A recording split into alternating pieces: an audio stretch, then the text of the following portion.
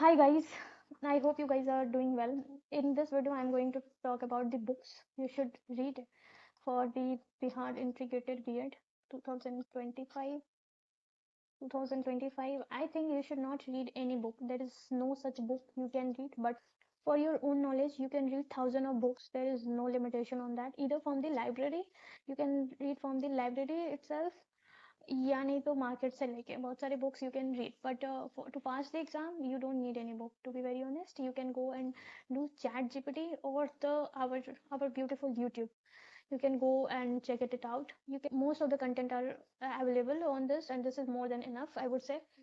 And one thing I would like to cover over here is that देखो कितना भी you will study ना, कितना भी आप पढ़ लोगे ना, आप you are in first sem, तो एक्साइटमेंट बहुत पीक पे होती है ना।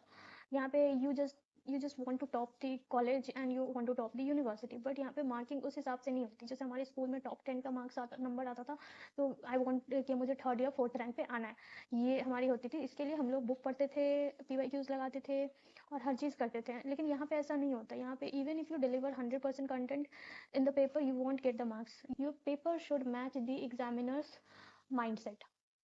ओके, अगर वो दोनों मैच नहीं कर रहा है तो आपने कितना अच्छा भी पेपर लिखा है तो आपका मार्क्स नहीं आएगा। और मार्क्स देते कैसे हैं वो मैं यहाँ पे कुछ स्क्रीनशॉट या फिर मैं कुछ ऑडियोज डाल दूंगी जहाँ से आपको पता चल जाएगा कि इट्स कम्प्लीटली बेसलेस, कि आप ज़्यादा पढ़ो, ज़्यादा कुछ नहीं पढ़ना है, नॉर्मल बेसिक चीज़ें पढ़ो, उससे कुछ होने वाला नहीं है। मैंने खुद ने मतलब इतना पढ़ा था कि मैं बता नहीं सकती हूँ, कि मुझे लग रहा था मैं फेल ना हो जाऊँ, बट फेल तो मैं बिल्कुल ही नहीं होती। इतना तो मुझे खुद पे पूरा 100% कॉन्फिडेंस था। येट बाकी लोग इतना आपको डरा देंगे कि नहीं फर्स्ट सेम में ही लगाता है बैग, क्योंकि उसे पैसे होंगे, ये होंगे, वो होंगे, बैग, इतनी सारी चीज़ें, तो सब हवा में मत आना। अपना पेपर 20 to 25 पेजेस लिखना, ठीक है।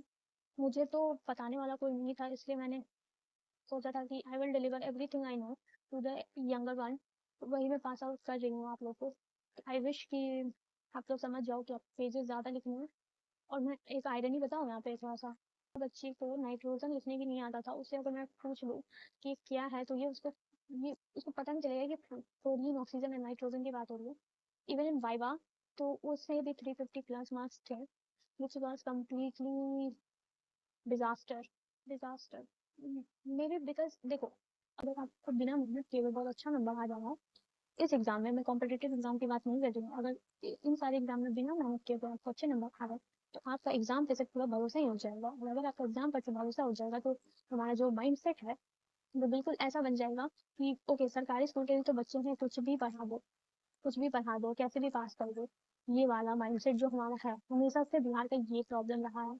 बिहार का जो एजुकेशन सिस्टम है वो इतना ज़्यादा लाइक टीचर्स के पास मतलब डिलीवर करने के लिए है content, but because of the ये सारी चीज़ें कि कॉपी ठीक से चेक नहीं हो रही है, ये सारी चीज़ें हो रही है, जिसकी वजह से बच्चों तक सही इन्फॉर्मेशन जा ही नहीं पाती। अब बताओ, कोई एक ऐसा टीचर बनने जा रहा है जिसे खुद नहीं पता है कि ऑक्सीजन एंड नाइट्रोजन होता क्या है, अब वो क्या बच्चे को बताएगा, तो बच्चे को बताएंगे क्या। और ये जो टीचर है उसको 350 प्लस मार्क्स है आउट ऑफ 450, ठीक है।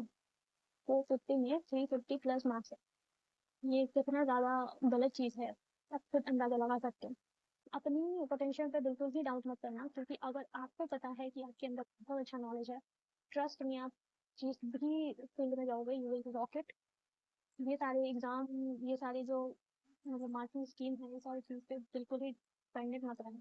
तो हाँ, अगर मुझे कॉलेज से ज़्यादा नंबर आ गए हैं मैं ग्रेट स्टूडेंट हूँ, क्योंकि जो ग्रेट स्टूडेंट है उसे आया ही नहीं।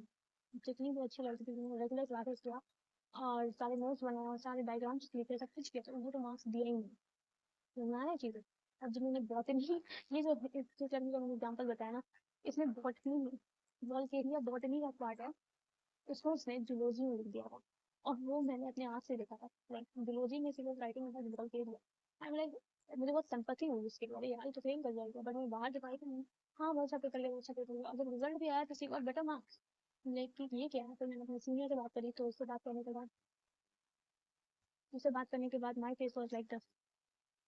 मुझे होता है कि मैं एक बिहार से हूँ, बट स्टिल कुछ चीज़ें हैं जो बहुत लैक करती हैं एज ए स्टूडेंट। मुझे इस चीज़ की एक्सपेक्टेशन नहीं थी, बट येट ये सारी चीज़ें हो रही हैं तो it's completely normal for me. आगे मैं वो उस माइंडसेट के साथ ही नहीं जाऊँगी, इससे ज़्यादा अच्छा है कि मैं किसी और चीज़ पे टाइम दूँ, जैसे कि मेरी हॉबी और फिर डिफरेंट फील्ड जो एग्ज़ाम तो डिफरेंट गवर्नमेंट एग्जाम के लिए मैं टारगेट कर रही हूँ, उसको मैं अच्छे से करूँ और मैं अच्छे से करूँ और आगे बढ़ूँ, इंस्टेड ऑफ ये सोचना कि अरे भाई ये क्यों नहीं दे रहा है, मार्क्स वो क्यों नहीं दे रहा है, it's not make any sense.